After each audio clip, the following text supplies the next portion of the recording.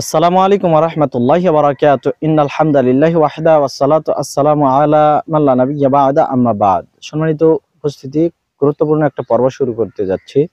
বিষয়টা হচ্ছে সন্তান প্রতিপালনে কতিপয় বর্জনীয় বিষয়।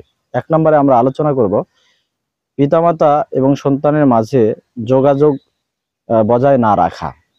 আমাদের সন্তানদের সাথে আমরা অভিভাবক হিসেবে যে যোগাযোগ রাখতে হবে সেটা রাখি না, অনেকাংশেই আমরা সেটা বর্জন করি।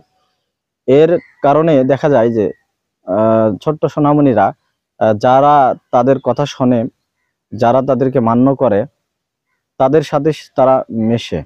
এই জন্য আমাদের সন্তানরা খারাপ বন্ধু বেছে নেয়। মানে ওই খারাপ বন্ধু তার কথাকে মূল্যায়ন করে, তার কথাতে সায় দেয়। সে তো এটাই পছন্দ করে যে তার কথাকে মনোযোগ দিয়ে শুনুক এবং তাকে সায় দিক। সম্মানিত উপস্থিতি, আমরা অভিভাবকরা অনেক সময় অভিভাবক এর স্থান থেকে মনে করি আমরা কেন সন্তানদের সাথে কথা বলবো, কেন তাদেরকে বিভিন্ন পরামর্শে অংশগ্রহণ করাবো। আমরা মনে করি আমরা নিজেরা যা বুঝতেছি এটাই সঠিক এবং এই বুঝে আমাদের সন্তানদের প্রতি সেই বিষয়টা চাপিয়ে দিচ্ছি। এতে কি হচ্ছে যে তারা আমাদের মন মানসিকতার নয়, আমাদের যুগের সাথে তারা চলতে পারতেছে না। একটা কথা খেয়াল করবেন, আমরা যে যুগে জন্মগ্রহণ করেছি, আমাদের সন্তানরা কিন্তু তার পরবর্তী প্রজন্মে, তার পরবর্তী যুগে জন্মগ্রহণ করতেছে। তাই আমাদের চিন্তা চেতনা, আমাদের মন মানসিকতা আর আমাদের সন্তানদের মন মানসিকতা এক কখনোই হতে পারে না।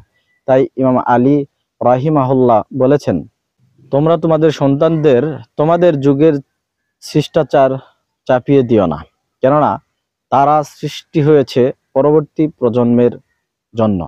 সম্মানিত উপস্থিতি, তাই আসুন আমরা আমাদের সন্তানদের সাথে যোগাযোগটা বৃদ্ধি করি।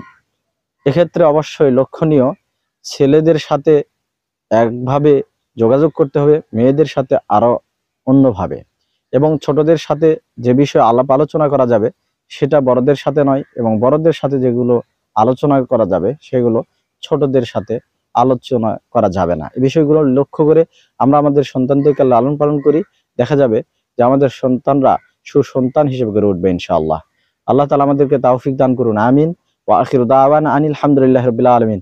আসসালামু আলাইকুম ওয়া রাহমাতুল্লাহি ওয়া বারাকাতুহু।